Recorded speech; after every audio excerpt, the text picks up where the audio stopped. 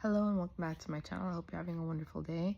I want to get out of here real quick because today was a challenging day. I work with a lot of men, and there's one man in particular who lost his mom 5 years ago yesterday, and he didn't take the day off and he kept working.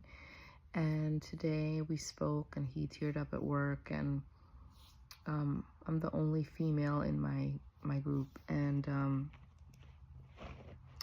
I suggested that he should take the day, but he didn't. And then he was kind of like lashing out at work. And if I didn't have the emotional awareness and capacity to make space for him in his time of need, because I lost my father, and I know that feeling. I can't imagine what it's like to lose my your mom, but I was able to understand that this is not about me, that he's under a lot of stress and emotional distress. So I didn't internalize it. And then there was another man at work who just, it's hard for people to receive love when they're hurting. It's hard for people to trust when they're afraid. And God is really showing me men need so much prayer. I have no idea what it's like to be a man. I thank God every day that I am a woman. I thank him every day. I get so much grace from society, from people. And I'm a single mom, and I still feel like I get so much grace. And today I thought, you know what? I'm gone. Like, that's it. I'm done. I did my work. I didn't lash out. When my boss was lashing out, rather than being confrontational, I offered a solution. I said, you know what?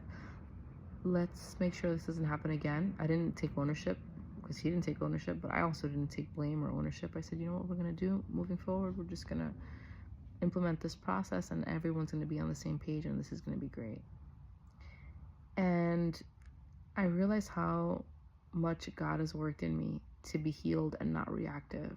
Because at another time, because I had made such an idol of my career and my work ethic, that if someone were to come for me and criticize my work, I would not take that very well. Not because I realize it's just something that I do, not who I am. I'm separated from it. I'm detached from it. Not because God is showing me how I'm a prayer warrior for men in general. I pray for men. Even in my prayer group, we've implemented this new prayer for men specifically, that now I see, because I'm combating it in the spirit, now it's manifesting in my reality, the brokenness of man, and I feel for them. I've seen so many women, so many capable, powerful women, right? And I'm not saying women of God, I'm just saying women who have great careers, who make money, take on this role of, I know better than you because I'm more successful than you, and emasculate their men. And sometimes what I've seen with the women around me who are married is that if their husband is not performing and the woman doesn't know how to fix it, she'll come after his character and say, that's your problem and you need to figure it out because I clearly have all my ish together. And sometimes the biggest gift we can give someone who is in distress, who is afraid, who is hurting, is to say, I don't know how to help you, but I'm here. So let's figure it out together. And this way you take off some of that responsibility of fixing. Sometimes I feel like as nurturers, I'm not even saying as women, as if you're a nurturing person, you could be a male nurturer. You just want to fix. That when you take on that role so much and you don't have a solution, the best thing to offer is, I'm here and I want to help you. And sometimes it's not even coming up with a solution. Sometimes that's more than enough, is to make space for someone and their feelings, and not just say, okay. I mean, mind you, we're at work and it wouldn't be a professional setting for crying, I guess, but he didn't want to take the day off. And I'm thinking, well, maybe it's easier for him to cry in front of people he doesn't have to go home to because he has a wife and 2 children and a dad that's mourning his wife's death. And so I can put all that before myself. This is why the Bible calls us to be someone who serves. I can put all that above my ego and my pride and say, I have no idea what this man is going through, period. I have no idea what a son feels when he's mourning his mother. No idea. I also have no idea what it's like to have to lead people when emotionally you're not doing well and everyone is looking for you to be stoic. And then you don't give yourself the grace to take a day to process your emotions, and now you're just plowing through the day, carrying all of your baggage. So, a few things. Men, women, whatever. Take the time to sit with your feelings. Make space. He comes over, my same boss comes over and is like, I have a 12 o'clock meeting.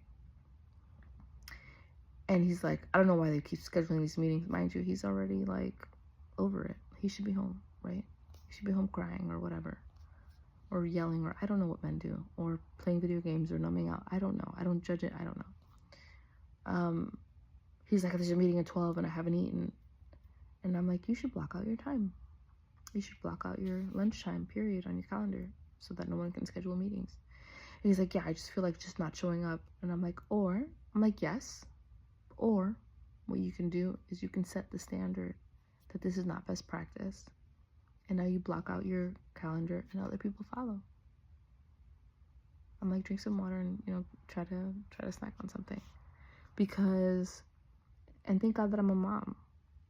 And it's a slippery slope, right? When you're a mom and you're trying to mother people, but it's the same concept. We are all children. Deep down, there is a little you inside you that's just trying to be heard.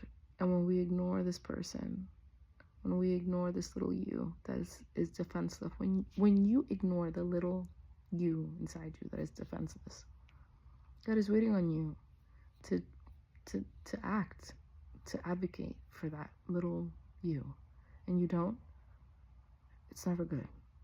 That's when the tantrums come. That's when the lashing out comes. That's when, not using your words happens, and being reactive and self-destructive and falling into vices and bad behavior and sabotaging. So I pray that anyone who's watching this video, if you're going through something or you know someone who's going through something, ask God for help first and foremost. He's the only one. Don't do it in your own strength. It's exhausting. If I didn't have the Lord in my life, I would have been like, F all these people. I'm done. I don't care. But today I feel exhausted, like I napped. I had to nap because I was carrying so much that wasn't mine on top of my stuff. But God is so faithful that I know I'm going to go to sleep and I'm going to have great dreams and I'm going to sleep like a baby and I'm going to wake up renewed and restored and my mind will be replenished and tomorrow is another day. And if we have this attitude that it's not a bad life, it's just maybe a rough day, our perspective would change, our grace would be restored and renewed every day, just like God's. And we would just be better for each other. So yeah, I hope this blesses someone. Jesus loves you. I love you. Bye.